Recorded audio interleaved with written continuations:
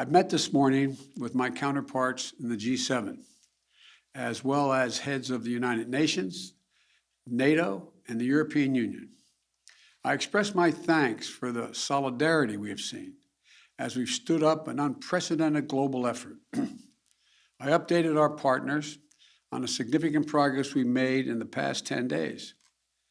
As of this afternoon, we've helped evacuate 70,700 people just since August the 14th, 75,900 people since the end of July.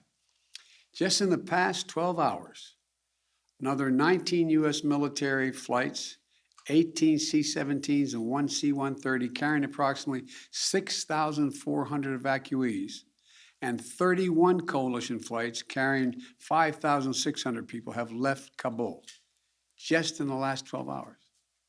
A total of 50 more flights, 12,000 more people since I updated you this morning. These numbers are a testament to the efforts of our brave service women and men, to our diplomats on the ground in Kabul, and to our allies still standing with us. And we had a productive discussion.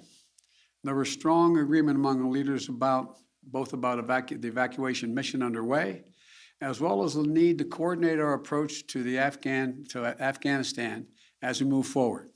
First, on evacuation, we agreed that we will continue to our close cooperation to get people out as efficiently and safely as possible. We are currently on a pace to finish by August the 31st. The sooner we can finish, the better. Each day of operations brings added risk to our troops, but the completion by August 31st depends upon the Taliban continuing to cooperate and allow access to the airport for those who we're transporting out and no disruptions to our operations. In addition, I've asked the Pentagon and the State Department for contingency plans to adjust the timetable should that become necessary.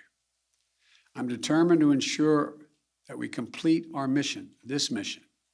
I'm also mindful of the increasing risks that I've been briefed on, and the need to factor those risks in. They're real and significant challenges that we also have to take into consideration. The longer we stay, starting with the acute and growing risk of an attack by a terrorist group known as ISIS-K, an ISIS affiliate in Afghanistan, which is a sworn enemy of the Taliban as well. Every day we're on the ground is another day we know that ISIS-K is seeking to target the airport and attack both U.S. and allied forces and innocent civilians. Additionally, thus far, the Taliban have been taking steps to work with us so we can get our people out. But it's a tenuous situation. We've already had some gunfighting break out. We run a serious risk of it breaking down as time goes on. Second, the G7 leaders and the leaders of the EU, NATO, and the UN all agreed that we will stand united in our approach to the Taliban. We agreed the legitimacy of any future government depends on the approach it now takes to uphold international obligations, including to prevent Afghanistan from being used as a base for terrorism. And we agreed that none of us are going to take the Taliban's word for it. We'll judge them by their actions, and we'll stay in close coordination on any steps that we take moving forward in response to the Taliban's behavior.